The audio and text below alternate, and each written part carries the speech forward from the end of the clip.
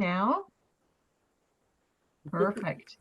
Okay, so I'd like to welcome everybody to Island Living today. For those of you who haven't joined us before, this is a monthly series with the goal of helping you live with greater ease and joy on Vancouver Island. We typically have this series on the first Wednesday of each month, and we invite different experts to share their insider tips for homeowners and answer any burning questions you might have.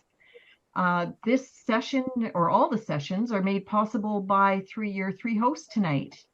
And I'm going to start by saying I'm Denise Hodgins. I'm a realtor and I service the mid-Vancouver Island area, which is Noorloos to Bowser. And then I'd like to introduce Laura Healy, who is going to be our facilitator tonight.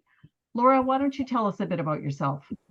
So I'm Laura Healy, and I'm a realtor in Nanaimo predominantly, and I serve Nanaimo, Ladysmith, Chemainus area, born and raised on Vancouver Island, and I particularly love estates. So this topic is one that I'm really excited to learn a little bit more about. And I'm Connie Henschel. I'm the third person who is hosting this session. I've been in real estate for about 14 years, and I primarily service the Nanaimo area up to Qualicum to Ladysmith. And my passion is Vancouver Island, basically, and our lifestyle. So I am also going to introduce our wonderful speakers today. We have Sue Noorloos. She is the Director of Estate Planning at BMO Private Health. Sue advises high net worth individuals and families on specialized estate and trust solutions as part of an integrated wealth planning team. Prior to joining BMO, Sue practiced at an Ontario law firm focusing on estate planning, wills, trusts, and estate administration. Using her strong interpersonal skills, she is able to simplify complex estate matters for clients so they have the confidence to instruct their trusted professionals to set up their estate plans. It is Sue's goal to empower clients and to deliver peace of mind through informed decision making. Our other guest speaker is Christine Hepting. She is a barrister and solicitor with enterprise in various areas of law, such as wills and estates, which is our topic today, residential and commercial real estate, commercial transactions, including asset purchases and sales, and share purchases and sales. She also does corporate law and contracts. At her practice in Nanaimo and through remote services, she offers personalized and professional legal advice and representation to individuals and businesses on Vancouver Island. Her mission is to help clients achieve their legal goals and protect their interests while adhering to the highest standards of ethics and professionalism. This is a very passionate topic for all of us, for sure, because it touches all of our lives. And we're very, very grateful that these two wonderful people have joined to help us. Laura, over to you. Thank you so much, Connie and Denise, for making this possible. So without further ado, let's kick it off. And I'm going to put Christine on the hot seat first. And tell us, Christine, what is estate planning and why is it important? Well, estate planning is pretty much just making sure that you are going to have your assets go to the people that you want them to go to, or basically where you want things to end up where you want them to be when you're no longer here. Estate planning in and of itself as well is also you need to make sure that you preserve your assets and you're doing the best as far as that preservation is concerned. Sue is definitely the expert in this area as far as maybe considering trusts, maybe considering, as we had said in our previous conversations, primary, secondary wills if you have companies, things like that. It's just making sure that there's something for, at the end of the day for your beneficiaries, and also ensuring that while you're around, you have the assets that will allow you to enjoy your life while you're here. Because it's your estate. It is basically what you have worked for to make sure that you can get, enjoy life after retirement. And therefore, you want to make sure that you're going to have something there for you. So That's super, it's really important because so many people will say, oh, but I'll leave it to you in my, my will. Or you'll hear people say, yeah, I'm getting an inheritance. I'm not ready to buy a house yet because I can buy double the house. And it's like, it's challenging. That's a hot topic, it's, and there's taxation and things applicable. So that kind of leads us perfectly to the next question. And what are important things to consider or do when purchasing a home so that you ensure that that estate flows smoothly in case of unforeseen circumstances?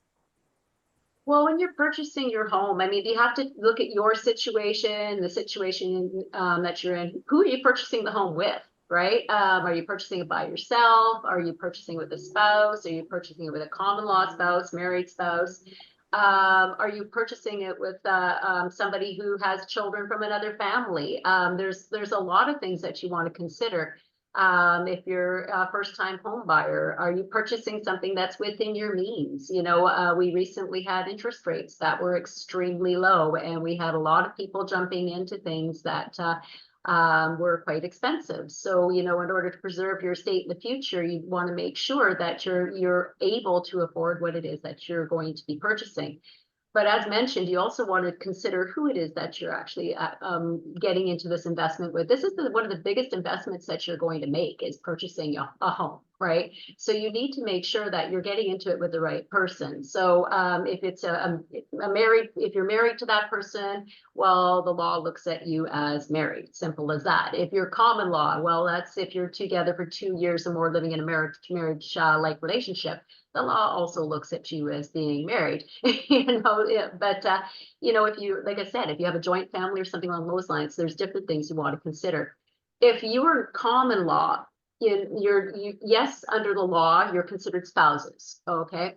But you really want to entertain the idea of having things in place, such as perhaps cohabitation agreements. These cohabitation agreements will definitely make sure that they outline what it is that you brought into the relationship on either side, and this is property that can't be touched. They outline, okay, we're getting into this particular, we're buying this particular house, we're going to cohabit on this particular date.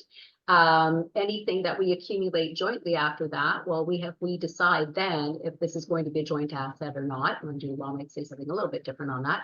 But then it also says that basically whether or not that other person is going to have an interest in your estate in the future, unless, of course, you make a will that's going to contradict what it is that's in the actual COHAB agreement. So basically what that means in a nutshell is that having this agreement in place will allow for certain assets that you brought into the relationship to be excluded, because both parties having proper independent legal advice would have understood that that's what's happening. And also basically it protects your estate in the future. And it also protects as to what it is going to happen to that house in the event of a separation between the two of you as well. That's super key because it's not, uncommon to part ways and things like that. So that leads us perfectly to a topic we get asked a ton about in real estate, with house prices being higher than they've been in past, and people and parents, getting older, vice versa. You often hear the question, well, what if I just buy the house with mom and dad? And I always say, well, that's a loaded question. Have you got some legal advice on that? Here are a few things. But in your practice, where do you kind of see some of those pitfalls happening? Where do you kind of see some things that it's worked really well in?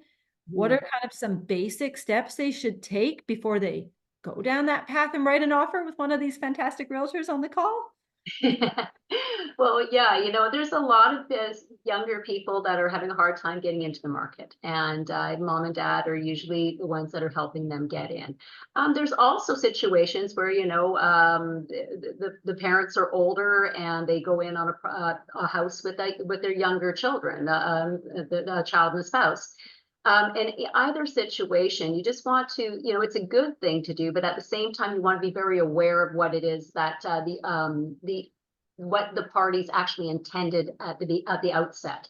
In other words, you want to have some sort of agreement that's put into place, outlining, okay, we both entered into this. We're both going to be responsible for such and such payments, mortgage payments, daily payments for the house. Well, what's going to happen if, the house is going to get sold? How are things going to be divided up after that? So, what are you going to look like on title? Are you all going on as, I'm hypothetically saying mom and dad and say son and daughter-in-law. Are you all going on as, 4 joint tenants on title? Well, how does that affect everybody's estates at the end of the day? Joint tenancy being that if one person passes away, the property automatically rolls to the surviving joint tenants. And I'm assuming right now that there's no bare trust agreement in the background here. So, are you going on title like that? Or are you going on title as mom and dad as joint tenants, and then son and daughter-in-law going on as joint tenants, but you have 2 equal and separate interests in the property? So basically that's a tenant in common situation. What would the effect of that being is basically, if God forbid a son and daughter-in-law were to pass away, their 50% would go into their estate, or vice versa with mom and dad. So, I mean, there's just different ways you'd want to think about, well, how do we want title to look at, like, at the end of the day? And ultimately, how does that affect, our moving forward with the purchase? No, it's so good to pre-plan and pre-think these things, because I mean, you just don't know what's going to happen. I mean, I've heard of like great scenarios where it's worked fabulous. I've heard of scenarios where people have built homes on their kids' properties, and then they've had to deal with the estate planning for the other kids. And I mean, how do you know? Because technically they're kind of leasing the space, or who knows how they set it up. Sometimes they're just taking a leap of faith. So it's, it's not black and white. It's not like a handshake deal. It's like, once they're gone, the other kids in the estate, if there are, can, force a sale on home and things like that. Who knows?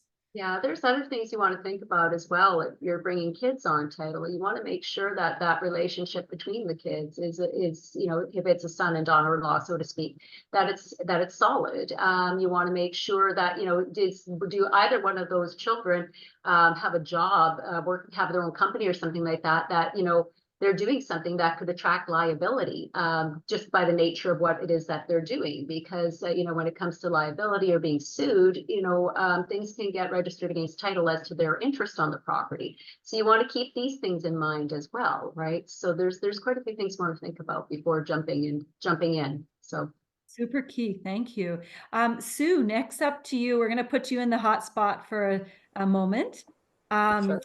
So when should homeowners revisit their estate plans? So, because your background's all on the planning side of things, share with us kind of some of the tips and tricks of planning and how we can be one. I was going to say, so a great, thought on this is that if you're ever rather bored on a Saturday, or if you find that you really can't sleep at night, that's always a great time to review your will, because for many people that will facilitate going to sleep immediately.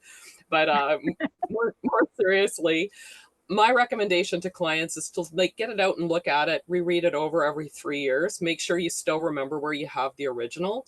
But more importantly, you want to tie a review to changes in life events. So, specifically for homeowners, if you move, or if you move to a different province, that's something that would trigger the need to rewrite a will.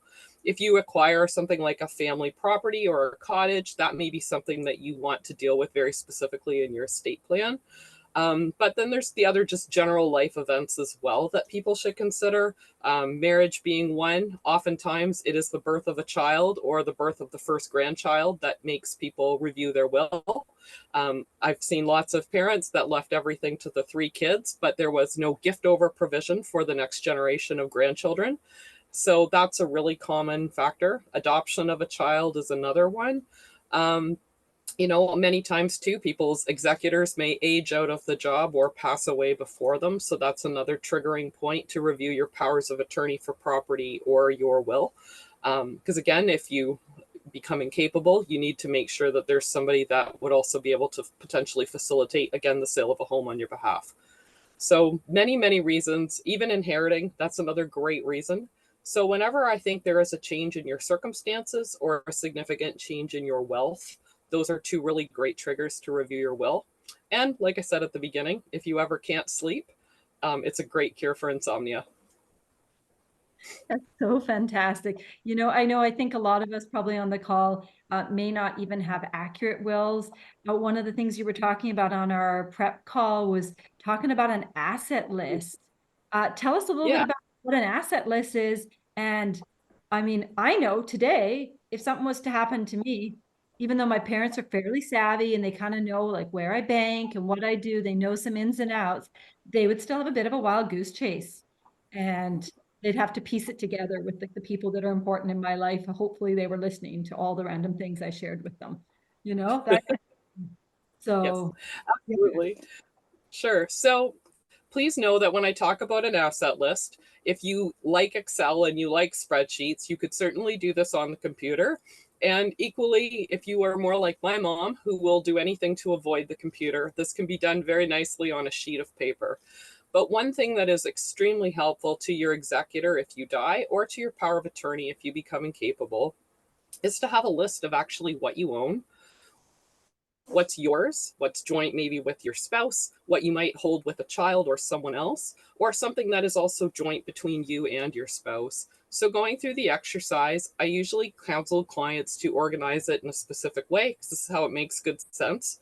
You have your non-registered accounts, your bank accounts, those types of investments first. You have your registered accounts sort of as the next block of assets that you would record.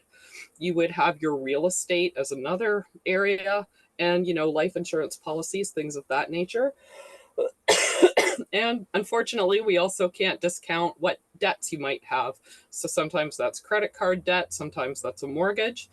Other clients might have corporations or more complicated structures. In that case, it's really helpful to have a corporate org chart as well as some information on the shareholdings. But putting that all together, this was one of the grimmer parts, I guess, Laura, of our pre-call. But my suggestion has always been that it's great to have a death book. And that's basically if somebody needed to pick up and be able to understand what was going on with your life, what you had, and where you had it, this is a resource that your executor or your power of attorney could pick up and be able to begin the process of managing your assets. Now, with my mom, I also, recommended to her, hey, this is also great if you deal with your health as well. So having a list of your doctors, your medications, who you routinely see, this is the doctor I see for foot care, or this is the person who always inspects, on, again, coming back to home ownership, it can also be the list of things that needs to get done on an annual basis, right? This is the guy we call when there's a plumbing problem. This is our, electrician that has always dealt with things. This is the vet for our dog. Those are all great ways that you can prepare. So people know your list of contacts, your who's who, and really importantly, what you own and where it's held. So in summary, more detail over less detail. And I mean, like recently I was helping two brothers on an estate, and they said, how would I figure out where the insurance of the house is held? And I said, well, where did you get her car insurance? Go look there first. And so we just had to think super practical. It's like, is she a XYZ member? Those kinds of things. But then it comes into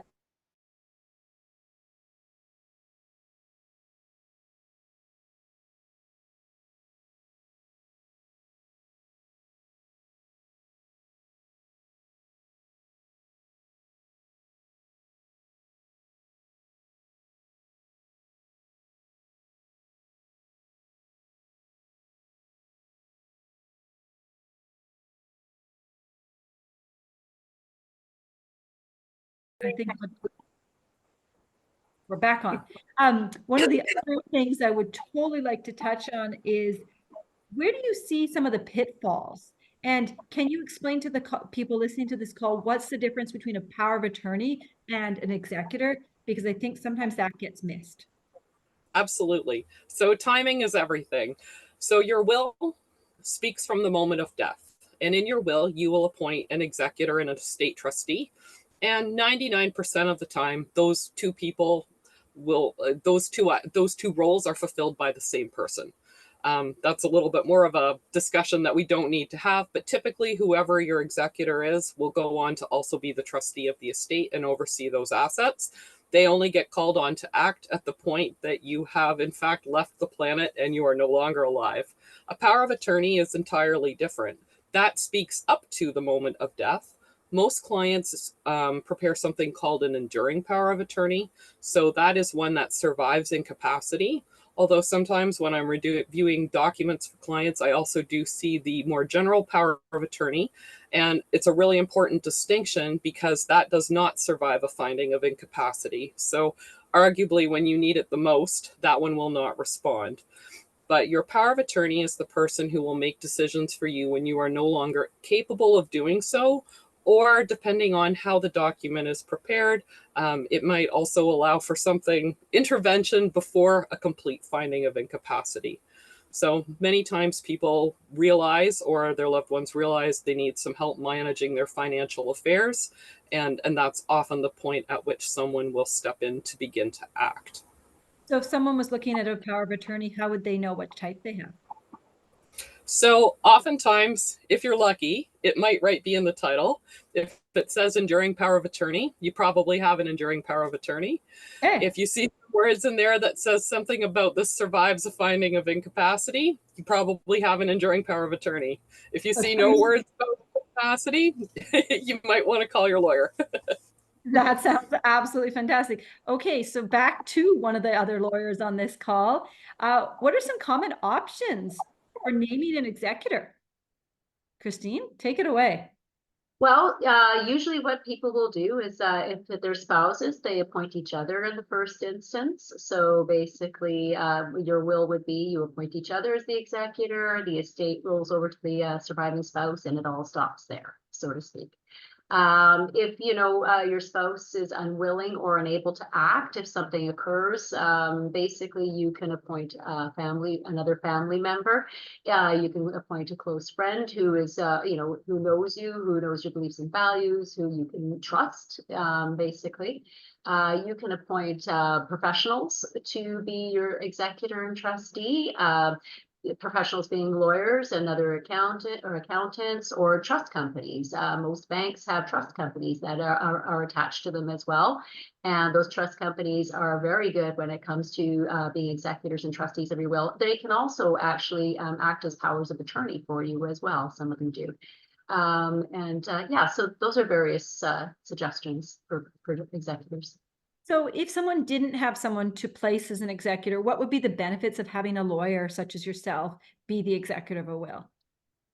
Well, usually if I've done your will, then basically I have done kind of not so much the asset list or the death book that Sue has mentioned, but it's very similar. When I'm interviewing a client, I do ascertain as much as possible where your assets are, what your assets are, so that with the view, not so much that I'm going to be your executor, because generally I'm not, but with the view to, if your executor is to come to my office and to pick up your will, if I'm holding it, then I can tell them, look, these are the places that you're going to want to start looking, kind of like what Sue was saying as well, right? But it gives you an idea. Basically, one of the benefits of having a lawyer actually act for you is that, yes, we do have ready access to that information. We generally know the estate process fairly well, mostly because we walk people through it on a regular basis. Basically, so it's something that we can take on quite readily. One of the downfalls, though, one of the downsides of it is that for the most part, if you appoint a lawyer, usually they're going to have a clause in your will that is going to say that we can actually charge professional fees as well. So we get paid our hourly rate, so to speak, on top of if we're going to do the actual grant of a probate or probate as well. So it's, you are getting the service. Like I said, we're very capable, but at the same time, your estate might be seeing some more money kind of leave it. If that money that could be going to your beneficiary, or beneficiaries. So in which cases would it make sense to have a lawyer appointed versus a family member or friend? Is there any particular cases? Yeah, if you're in a position where, you don't necessarily have a family member that you could trust, or you don't have a family member that's perhaps in the country, I wouldn't necessarily, it's not that you can't appoint an executor who's, say, in the United States. But basically, I would try to shy away from that as much as possible. If you basically can appoint somebody in Canada, do it, because basically an estate is a trust, and you don't really want to come onto the IRS's radar if you can avoid it. So basically, one of those reasons. But you know, yeah, I'm sorry, I just lost my train of thought there. I apologize. But go ahead.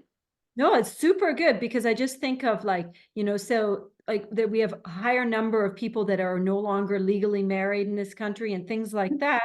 And you think about, you know, who lives who, like, you know, say you're in a dating relationship versus a marriage, and one person passes on. Like, I look at some of the estate sales I've done, and either families are very involved, Mhm. not involved. And then I've done ones in which lawyers are involved, and just kind of some of the little challenges that we incur, you know, the searching of documents, you know, the like the if there is a long lost heir to the estate, they can come out. So I mean, I think these are all important conversations to have. It's like, where are the pitfalls? What are the things that, you know, family members should know when appointing an executor?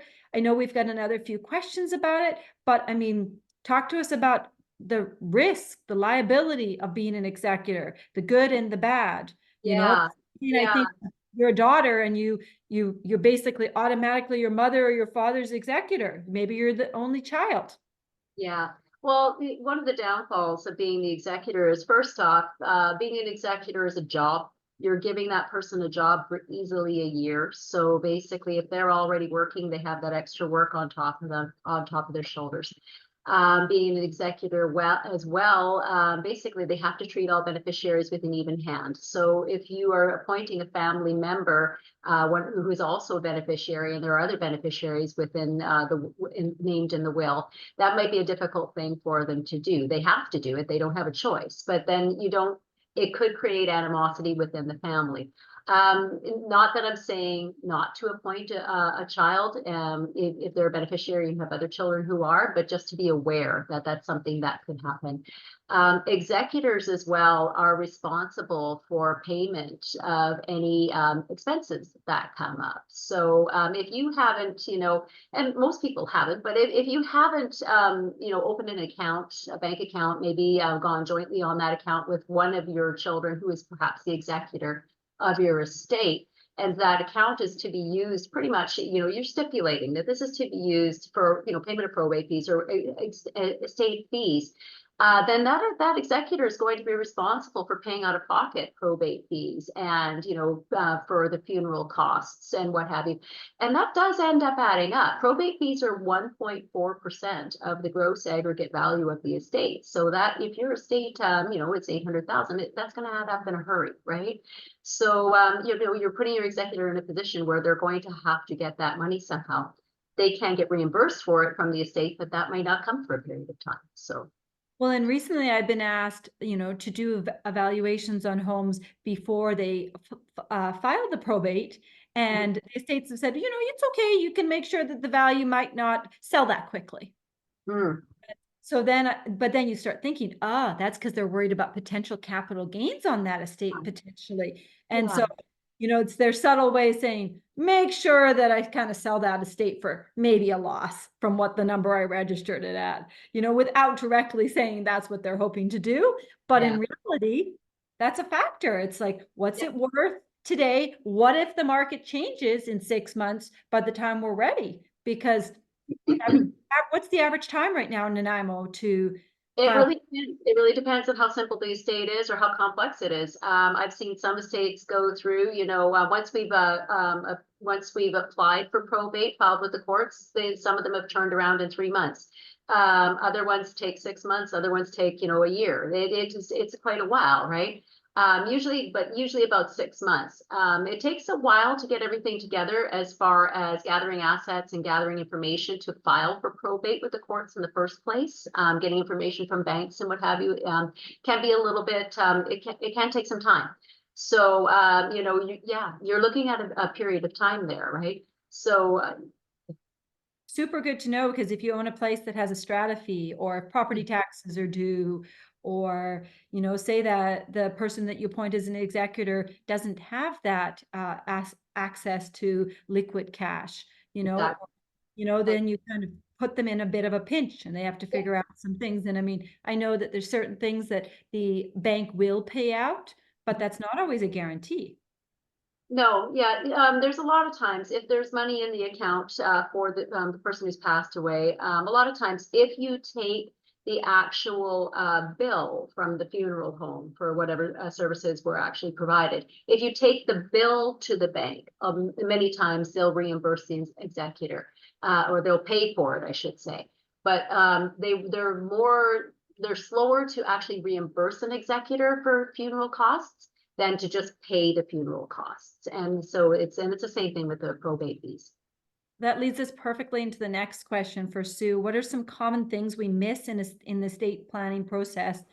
And what are some things that, you know, from your daily practice that our callers listening would really benefit by knowing? Absolutely. So that could be a very long list, Laura, but I'll try and go through a few things and I will highlight a few. Get your notepads out is what you're saying? Get your notepads out? Get your notepads out, sharpen your pencil. That's great, go for it. So one of the first ones really comes around to appointment of your executor. So wherever clients are establishing trusts for beneficiaries, and I had a great conversation with a client about this today. Their dad is 72, their daughter is 16. They're going to be leaving the estate and trust for her until she's 30 years old. People often fail to think about the fact that along with their daughter growing to be 30 years old, dad isn't going to be a young man by the time that estate is finished, and he may not want the job of executor by the time he's in his mid 80s to early 90s. So one of the things I always recommend that's often overlooked is make sure that you've appointed somebody of a younger vintage as one of your executors and estate trustees, because it may be a job that comes with a 15 or 20-year time commitment, depending on the age of the youngest beneficiaries. So that's one that's kind of an easy one. A second one is to actually address executors' compensation in the will, because it can be a real friction point between the beneficiaries and the executors. When I was in private practice, I had many clients come in at the beginning to say, oh, you know, it's such an honor to be asked. I'll never need the compensation, Sue. Like, I'm not even going to want that. And about 2 to 3 months in, the story changed. This is a lot more work than I ever thought it would be. Like, and by the end, most of them wanted compensation because fairly, it was a lot of work. They'd used their vacation time to deal with the estate or cleaning out the garage. They'd given up a lot of free time, and they did feel that they had done something that warranted compensation. So typically courts can award up to 5%. That is kind of the rule of thumb. Now you can appreciate 5% on a $200,000 estate looks a lot different than it does on $1 million estate or a $10 million estate. So my suggestion to clients is always put some parameters in around what you expect someone to take for compensation. You can say that it's a lower percentage. You could put a ceiling on it so that it can't exceed a certain amount. Some compensation is fair. It does go to the executor, unfortunately, as taxable income. So sometimes people get a little bit creative and try and also structure it as a gift, because basically you can give them a bit less and it goes a bit further. But those are really things to think about. So again, the kids don't end up hating their favorite uncle who administered the estate because he took 5%. Another commonly overlooked thing is actually registered education savings plans. Lots of times people don't appoint a successor subscriber for an RESP in the will, and that's actually a really important one if you want to ensure that account is maintained for those beneficiaries. In terms of real estate, I think there are a few interesting and nuanced pieces there. Sometimes there's a family cottage or, you know, a family property, and there is a desire to keep that in the family. One of the things that's frequently overlooked is capital gains tax and where that will be funded in the entire estate. Sometimes there is one child that really wants the cottage, but maybe others don't. So looking at how you might structure that in the will, so that if one is getting real estate, but they may need to obtain a mortgage to get the balance, that those types of conditions are appropriately put in, and not with, 10 years to figure it out. There's certainly been some good court cases on timeliness. Sometimes people will put even in an offer first option to purchase. And so there's always special considerations around real estate. One of the biggest challenges I often see is in planning for blended families. And I call this the episode of Survivor, because what often happens is, let's just say there is, a husband with 2 kids and a wife with 2 kids, and they have no kids together. We'll keep this easy. And like Christine said, oftentimes the will say all to the surviving spouse. And in practicality, when people are together for a long time, many assets also become joint. So these types of schemes end up defeated in 2 different ways. If it says all to my spouse first, then on passing of the first, it now becomes the sole property of the surviving spouse, who has said that 100% of her estate will go to her children. And that is often a really unintended consequence about how assets are divided. And there are some tips and tricks that we can look at. Sometimes it is taking a house that's in joint tenancy and holding it instead as tenants in common, so that each side maintains something for their estate. And you can establish something called a house trust for your spouse to make sure that, again, nobody is kicked out upon death of the first. But the idea being, how will those assets flow to the specific beneficiaries? But the wills where you end up with the episode of Survivor, I always think have the best or the worst potential outcomes if there is a joint accident, because the representatives for health will never want to pull the plug. They will always want to be making sure the other person survives longer, because one set of beneficiaries gets everything one way and the other spouse's kids would get everything the other way. So planning so that there is a consistent result regardless of order of death is an oft and badly overlooked component of many estate plans. Well, and really asking questions when the person who's helping you plan your will or your estate, asking questions and making sure, like you said, updating it every 3 years approximately, or with any big life events, because boom, you might just fall in love, get married, not think too much about it, and have something unforeseen happen. Wow, that's really fantastic. Yes. We're gonna do this next question kind of joint. So you can, Christine and Sue, you can kind of jump in as need be. But once you've named an executor, what should you do? And what are some of the things that can make it easier for everyone involved? We touched on a little bit of this, but Christine, do you want to kind of jump in and then Sue can finish it off? Well, I think that there's a lot of things that Sue has already said. And I think we both pretty much kind of touched on this throughout. Once you've named your executor, well, what should you do? Basically, you want to make sure that your executor is aware of where your assets are. If you have a safe combination to the safe, like keep that with your will. If you want to make sure that they are not going to be scrambling around, kind of like what you said earlier, just wondering, geez, where do I look for this now? Where do I look for that now? If you make a detailed and organized list of your assets and basically your liabilities, the whole 9 yards, insurance, where is that? That's extremely helpful to your executor. As we mentioned earlier, and keeping in mind that your executor may be required to pay out of pocket for certain large fees that are going to come up right away, i.e. funeral costs, i.e. probate fees. You can lessen that. Like I said, as long as your executor is aware that they just take that bill to the bank as opposed to pay it themselves when it comes to funeral costs, they don't have to worry about that one. And a lot of times the bank will allow probate fees to be paid from an account as well. But if they don't, maybe consider, bringing, having a child, if it's your child, onto a joint bank account with you. I know Sue and I had a discussion about this earlier, or the other day, as well as to the new T3 filing, whether or not that actually is going to, encompass the joint bank account with the thought of it going to the estate afterwards. So it's something else to think in the back of the mind. But definitely make a list. Are there any things that jump out as things that families miss a lot? Like, are there any common things that we miss a lot and you see it over and over again? Or is every situation just slightly different?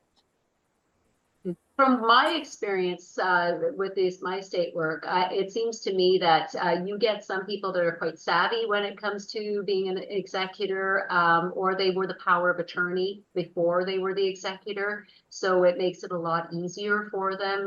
They are already aware of where the bank accounts are. They're already aware of where everything is. So I think it's a case by case basis that I've noticed where people are missing something or they just haven't known it, they haven't thought of any certain things.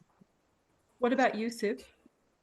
Yeah, one thing I would add in, and Christine, like your remarks tonight very much remind me of that when I was in a very different role.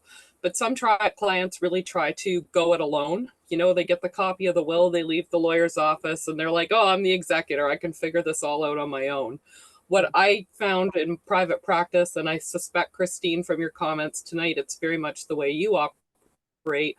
But when you're there as the lawyer for the estate, you are guiding them through that process and giving them sort of the tangible list of next steps that they're going to need to undertake. And doing the journey of being an executor with a professional to sort of guide you down the garden path certainly helps the overall experience. It usually keeps things on the up and up, usually helps people adhere to their timelines, and it also ensures that you don't miss any really critical steps. So I think, making sure that you seek out the advice of a qualified lawyer or an accountant, even if, you don't always have to have a named professional acting, but working in tandem with two professionals to guide you through the process does make it go much more smoothly. Yeah. And then in terms of assets that get missed, I'll put my one little plug in here. Digital assets are something that is rarely considered or thought about in estate plans. And I'll be the first one to say, everybody here is on a Zoom call tonight. You all have technology in your house. I look at my cell phone. I probably have 20,000 undeveloped photos on my phone. So ensuring that your executor also knows the bits and parts of your digital footprint that maybe should be preserved. Facebook is something that your executor or someone else may need to take down or reposition. There is nothing worse than getting reminders from people's birthdays who have passed on. It's unfortunate. And those are pieces of plans that people don't think, but also making sure there's, again, some kind of a list of, hey, did you have Amazon Prime, Netflix, Apple? What were your digital subscriptions? Which one of those need to be preserved? And just as a final point, again, there's the technology generation and there's the paper generation. The paper generation kept beautiful diaries and journals. The technology generation has a lot of stuff in our phones. And for many of us, if we think about, our parents acting as our executor or someone, there's probably stuff in our phones that our families would never want to read about us. So having some instructions about what happens with your phone, again, so people don't see your dating profiles or whatever the case may be, it's good to have some instructions about how you want that information to be treated. Super important information. Yeah. And just, the list of those passwords, whether you use an app or you use a book, and then updating them. Because, hey, I know I have to do password resets all the time. And where do those password resets go? So life's busy. We forget these things.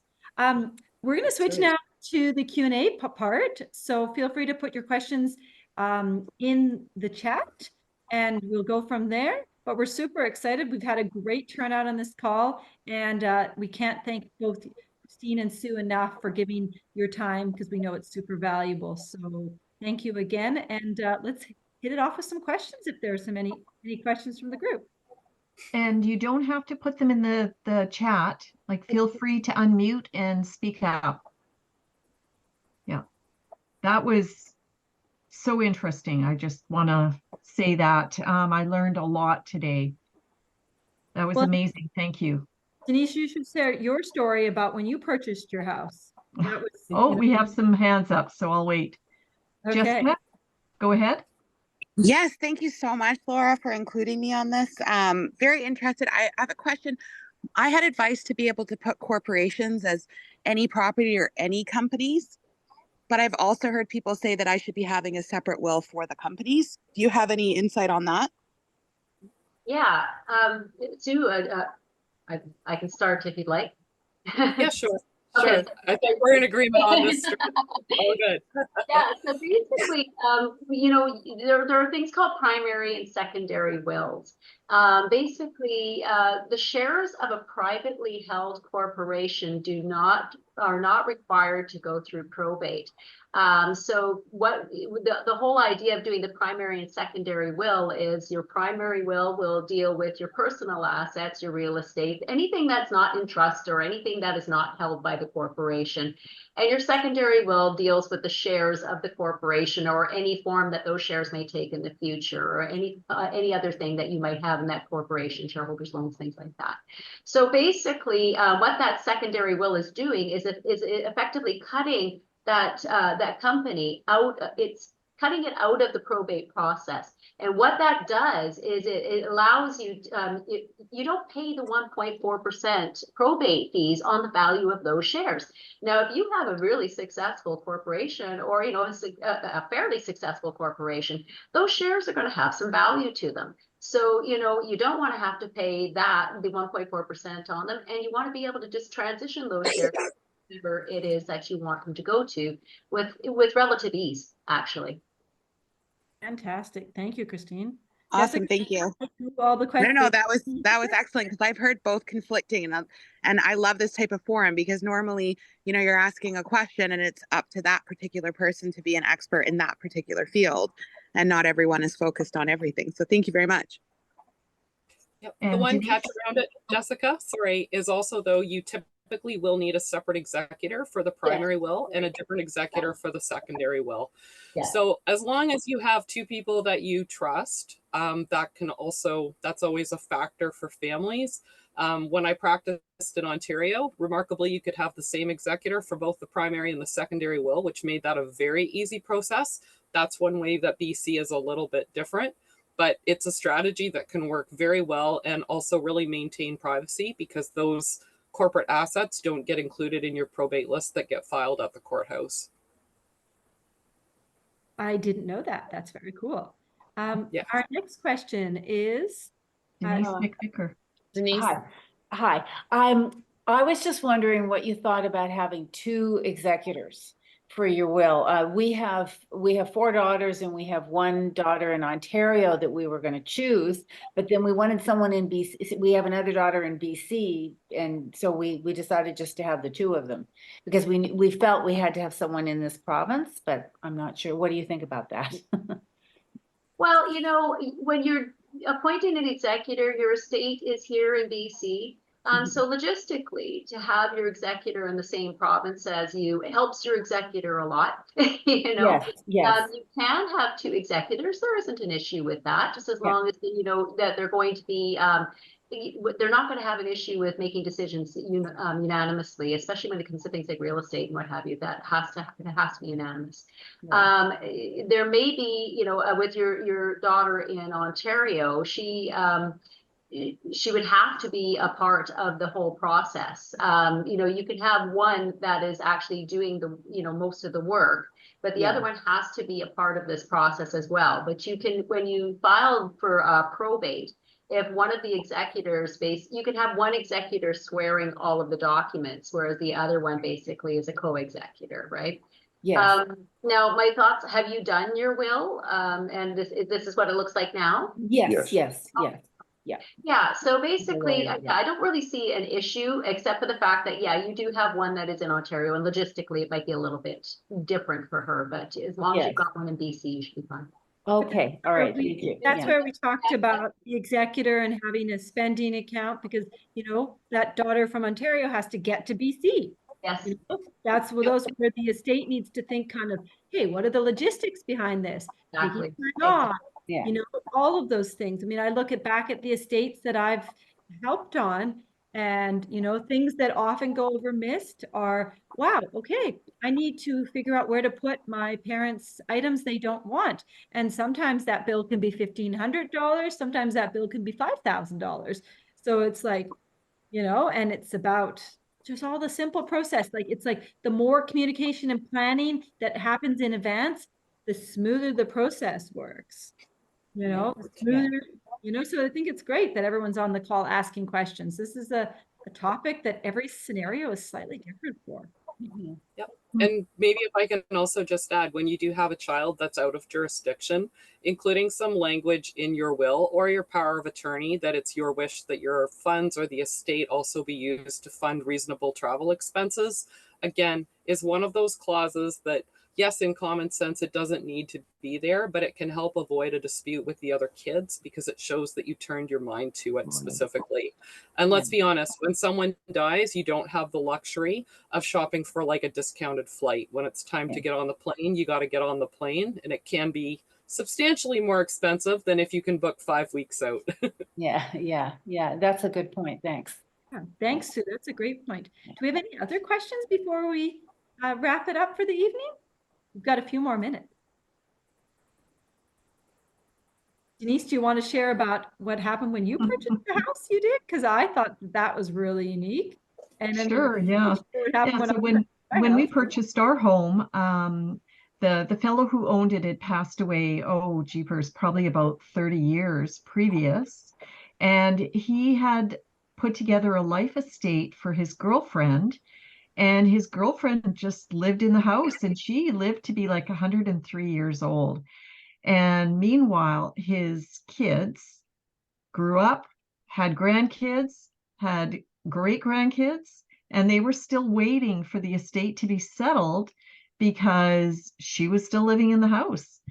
So that created quite a bit of animosity between her and his family because they felt that she needed to get out. And she was like, well, I don't have to get out. Will says I can stay. So that's an interesting, I'd never heard of anything like that before until we purchased our home, which was a interesting situation. Yeah. The life estate go on that long, that's for sure. Yeah. But it's something that could happen, you know, Well, and this is where, we talked earlier, sometimes, kids assume they're getting an inheritance.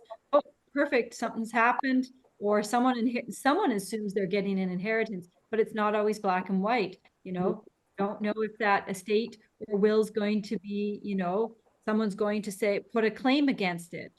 So you just don't know. When I purchased, about 3 weeks prior to my completion, luckily, the sellers were joint tenants because one of the sellers passed away of my home that I owned.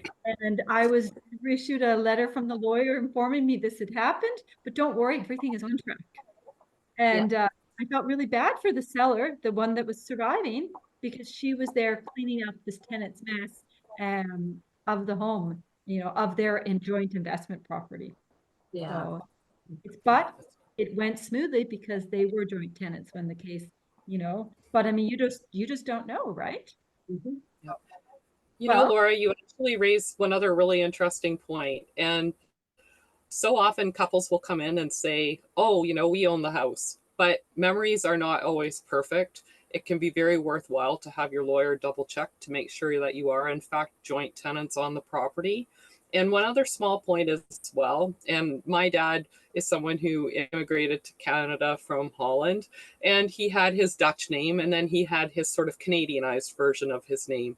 It can be a real problem with land titles if you are using your, kind of official nickname as opposed to what your government issued ID says. So for many people, making sure that what is on your power of attorney for property is consistent with your ID and is consistent with what is on title is a really good step. We had one 84-year-old client go through the process of formally changing his name so that he could make it consistent across all of his corporate entities and real estate holdings and bank accounts. And that all got cleaned up before he passed away because he had about 7 different iterations, depending how many of his middle names were used, of different aliases. So that's one other little piece that you can take away is just make sure everything is consistent. Yeah, and when it comes to powers of attorney as well, on wills you can put also known as, but on a power of attorney you can't do that. Basically, it has to be your name. So if you do have various aliases that you're going by, and they're say one is in land titles, one is at your bank, one's on your driver's license, so you have different jurisdictions and different government bodies that have different variations of your name, then you'd be probably prudent to have a power of attorney done in each of those names, just in case, you know, somebody has to deal with your real estate and they have to deal with something else. I've seen clients who have had various powers of attorney because, you know, they had so many different spellings of their first name and their last name. And at the end of the day, that can add up, you know, expense wise as well. So, you know, it's probably more cost effective to just have it cleaned up than to have documents prepared to reflect everything, you know. So, yeah. Absolutely fantastic advice. Denise and Connie, are we ready to wrap up for the evening and let these wonderful presenters enjoy their Wednesday night? I think so. Yeah, Last that was chance for any fantastic. questions. Sorry. Last chance for any questions. Anyone? No? Okay. Well, then I'm going to wish everyone a good night. Enjoy your Wednesday night, and we'll see you the first Wednesday in April. Crystal, do we know when that is? Yes, it's April 3rd. April 3rd. Thank you. That's great. All right. Well, we hope to see everyone here again April 3rd. And thank you so much for taking time out of your Wednesday night and joining us for this amazing topic. We will have the recording available and it will be emailed to everybody once we have it organized. So have a wonderful night and good night. Thank Good you. night. Thank you so Good night. much. Good night. Thank you.